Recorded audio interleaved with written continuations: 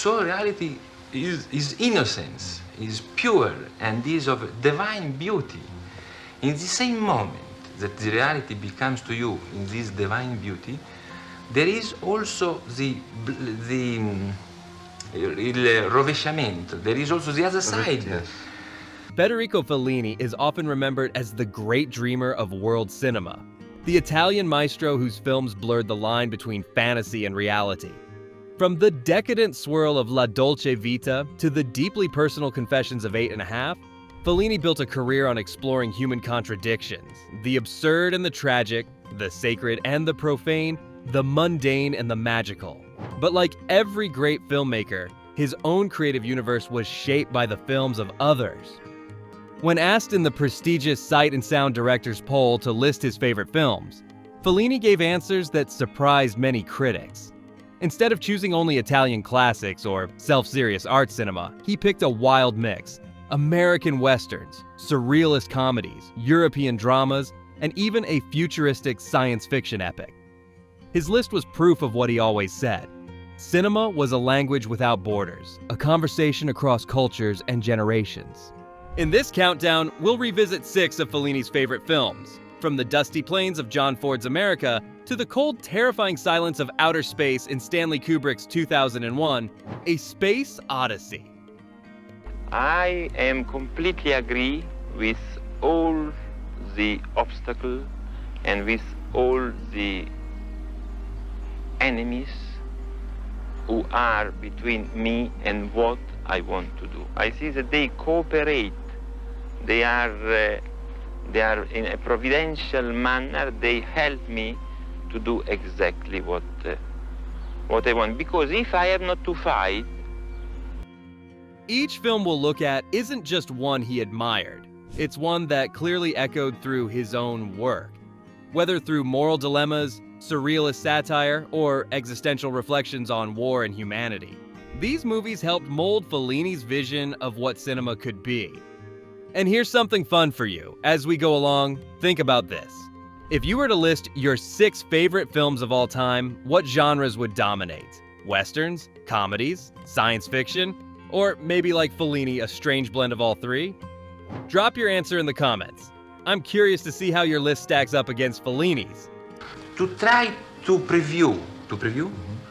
try to understand what really the choral are in a detached way, you have to become a yogi. You have to, and in a certain way, I have had a very funny experience because just trying to see my set and the faces of my actor and the clothes and everything, just to try to see my set with a detached eye, with an inhuman eye, after 2 weeks.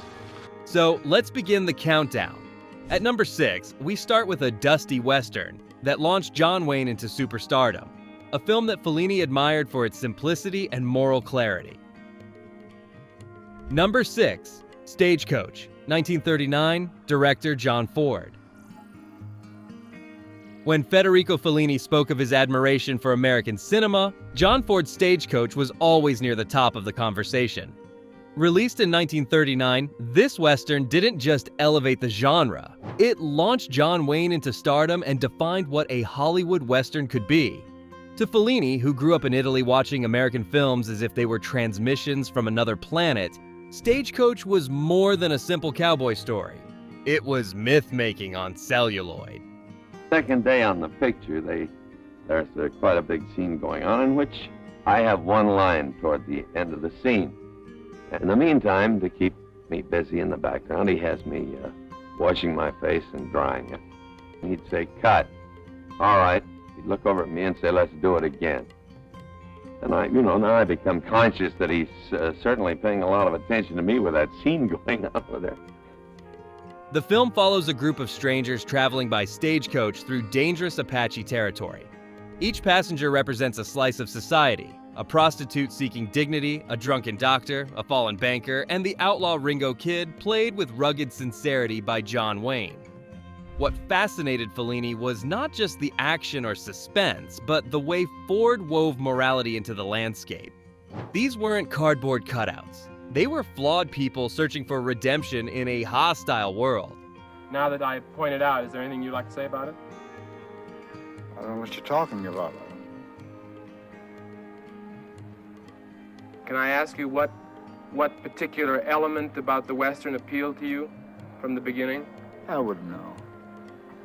One of the most powerful lines comes when Ringo calmly tells the marshal, "Well, there are some things a man just can't run away from." That sentence struck Fellini like a hammer. It distilled everything about Ford's philosophy, that life demands confrontation with fear, responsibility, and fate. Fellini, who often infused his films with characters struggling between cowardice and courage, must have seen in Ringo's words a template for his own storytelling. And I said, I am washing, I'm doing this. What more can I do? I'm using the towel hard like that. What more can I do? Finally, all the crew, all the actors, the cast was completely on my side. From then on, I had the cast helping me, as my first time really in the big time, working with so many top people.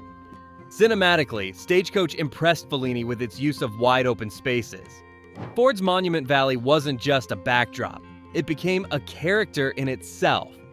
Fellini would later do something similar in 8½, where dreamscapes and stark Italian architecture mirrored his character's psychological states. For Fellini, Stagecoach wasn't about America. It was about how cinema could transform geography into morality. And here's a thought for you. Imagine being a young Italian boy in the late 1930s and seeing this American Western. Would you have viewed it as pure entertainment or as a window into another culture's soul? Fellini clearly saw both. So I want to ask you, the viewer, do you think Westerns still hold the same power today? Or have they lost their grip on audiences in the modern era? Let me know in the comments. I'm curious how many of you still connect with films like Stagecoach. In the end, Fellini's love for Stagecoach reminds us that even a director famous for surreal dreams and circus-like spectacles was grounded in the basics: characters, landscapes, and a story about people facing what they can't escape. Number 5. The Birds, 1963, Dear Sir Alfred Hitchcock. If Fellini admired John Ford for his myth-making, then Alfred Hitchcock fascinated him for the opposite reason: his ability to turn the ordinary into the terrifying. As a child, well, I have a vague recollection of being scared by a policeman. I think that when I was probably about 4 or 5 years of age, being sent with a note to the local police station and being shut in a cell as a punishment for some. The Birds is a film where nature itself becomes the villain, and it left a mark on Fellini's cinematic imagination. Released in 1963, Hitchcock's The Birds is famously sparse on explanations. Why are flocks of seagulls, sparrows, and crows suddenly attacking a small California town? The film never says. Instead, Hitchcock piles on dread until chaos erupts in full daylight. Fellini, who often blurred the line between reality and dream, saw in Hitchcock a kindred spirit. Someone who understood that mystery itself can be more powerful than any answer. In my lecture, I hope to make you all aware of our good friends, the birds. Theirs is a noble history, and through it all, man has played a conspicuous part. This cave drawing is one of man's earliest sketches of his feathered friend. One can see at once the loving care with which the artist depicted his subject. One of the most chilling moments comes during a diner sequence. Townsfolk argue about the sudden violence, each offering theories, until one panicked man stands up and shouts, "It's the end of the world!" His voice cracks, his eyes dart wildly, and you feel the weight of centuries of apocalyptic prophecy in one frantic line. Fellini adored that ability, to make a simple sentence vibrate with cosmic dread. In his own films, like La Dolce Vita or 8½, the end of the world often lurks quietly in the background, in the collapse of moral order, in the emptiness of spectacle, in dreams that spiral toward nightmare.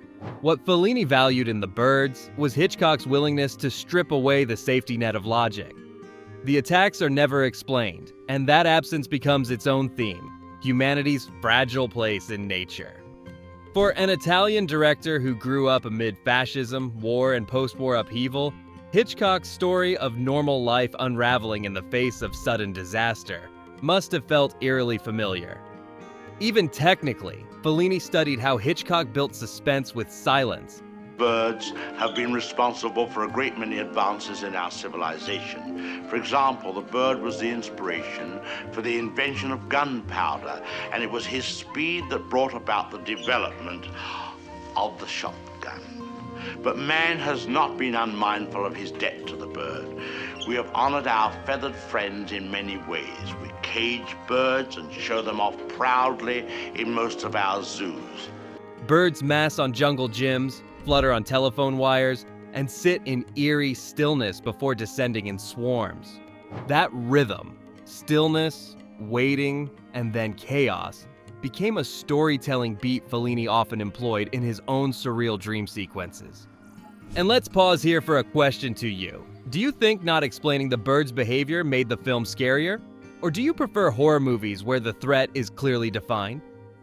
Hitchcock believed the unknown is the most terrifying monster. Fellini clearly agreed, as so many of his characters face shadows and mysteries they never fully understand. Drop your thoughts in the comments. I'd love to see where you stand. Ultimately, The Birds is about how easily normal life can fracture, how thin the line is between control and chaos. Fellini admired it because he was always chasing that same truth. That beneath the carnival of everyday life, disaster and absurdity are never far away. Number 4. The Discreet Charm of the Bourgeoisie, 1972, Dyer, Luis Buñuel. If John Ford gave Fellini a sense of myth and Hitchcock gave him a taste for dread, then Luis Buñuel offered him something different, a license to laugh at the absurd. The Discreet Charm of the Bourgeoisie is not just a comedy. It is a surreal, biting satire about hypocrisy, power, and the little lies society tells itself. Fellini admired Buñuel because he too loved to strip away the mask of polite society and expose the ridiculous theater underneath. Du point de vue technique, je ne peux pas donner de conseils. Chacun a sa technique spéciale. Je lui donnerai plutôt un conseil de type moral, soi-disant. C'est-à-dire de ne jamais faire aucun film peut-être bon, médiocre ou mauvais. Mais il ne doit jamais être fait contre la conscience et les pensées et l'idéologie de l'auteur. Donc je lui conseillerais, même s'il crève de faim, de ne rien faire qui puisse aller contre sa conscience ou ses idées. The premise of The Discreet Charm of the Bourgeoisie is deceptively simple. A group of wealthy friends repeatedly try to sit down to dinner together, only to be thwarted again and again by bizarre interruptions. Sometimes it's soldiers marching in, sometimes it's police raids. Sometimes it's just dream logic bleeding into reality. What begins as comedy soon becomes something unsettling. The suggestion that the world of privilege and routine is just a fragile illusion, easily undone by chaos. One of the sharpest exchanges comes when a colonel, joining one of the dinners, tries to brush off the horrors of war and drug abuse. Marijuana isn't a drug, he insists, pointing out that, from the general down to the private, they all smoke.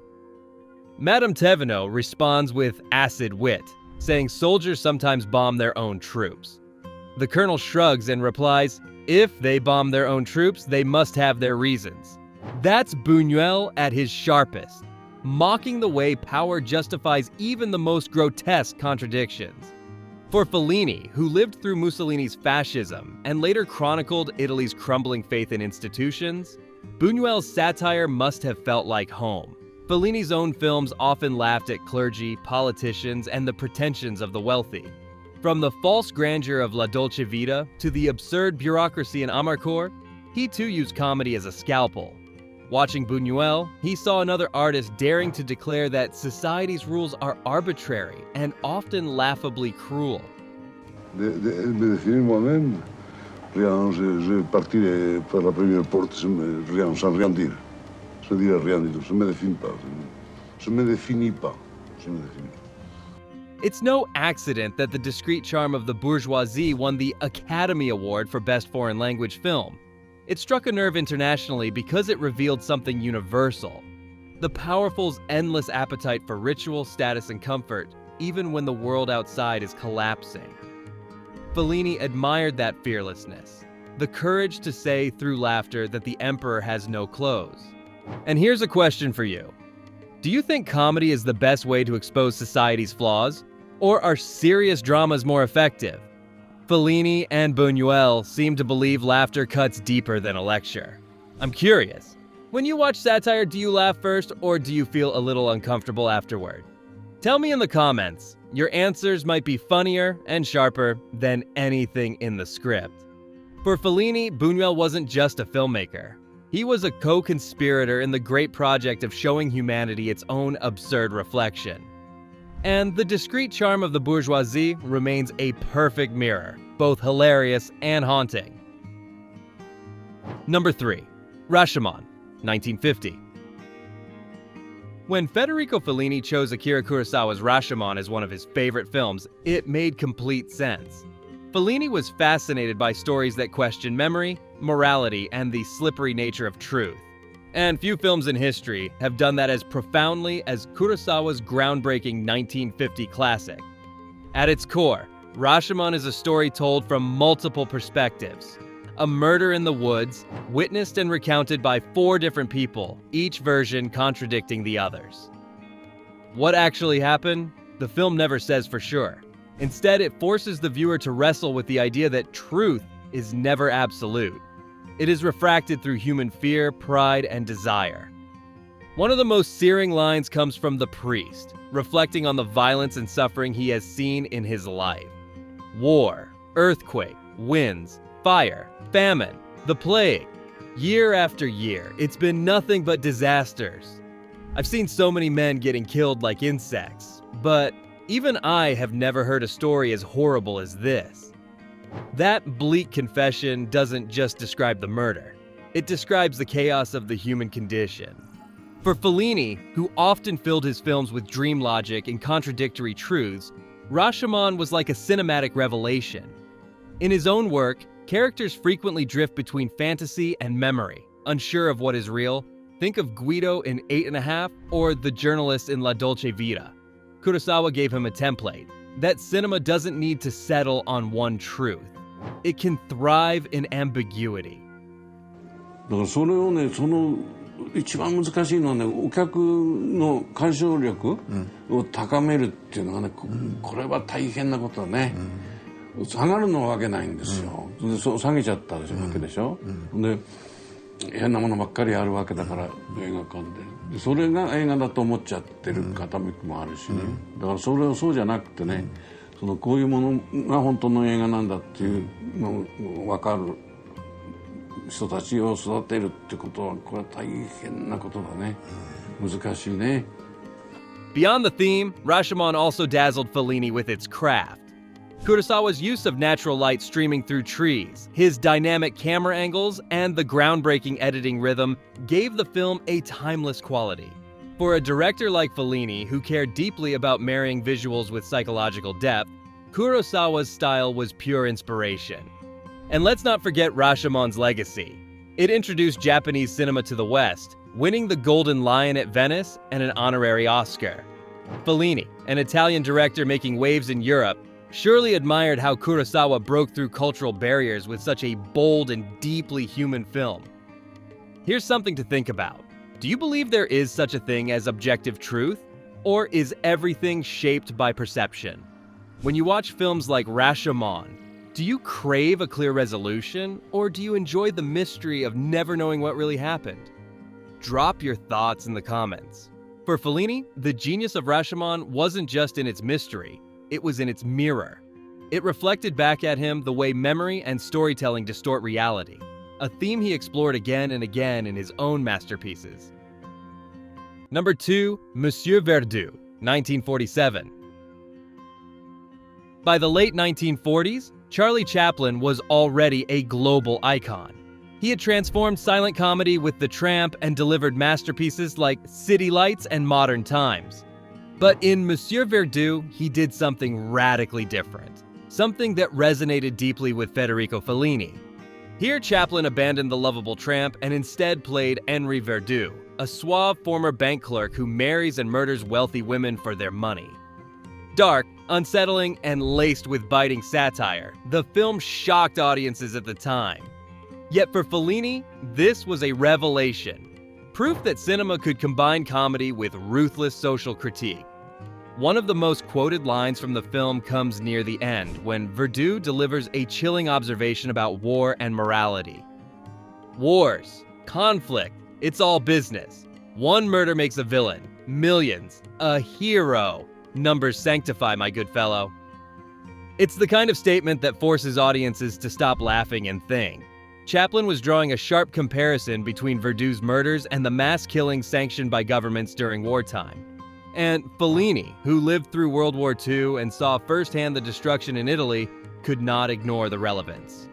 For him, Chaplin's line blurred the boundaries between personal sin and societal hypocrisy. Fellini admired Chaplin all his life, not just as a clown or comic genius, but as an artist who had the courage to evolve. Monsieur Verdu proved that Chaplin wasn't afraid to risk his reputation to confront audiences with uncomfortable truths. This was something Fellini would emulate in his own career, pushing beyond comedy into the surreal and the philosophical with films like 8½" and La Strada.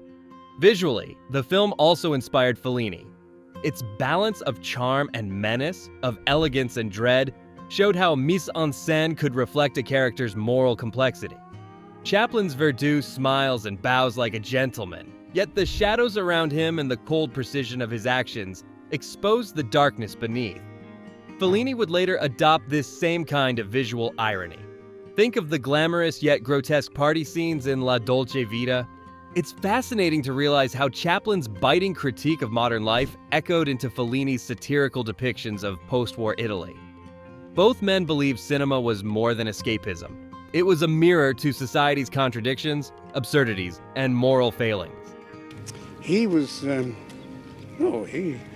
was wonderful. He doubled up in brass. He played one of the strikers one minute and so on, so the handsome young fellow the next and so forth.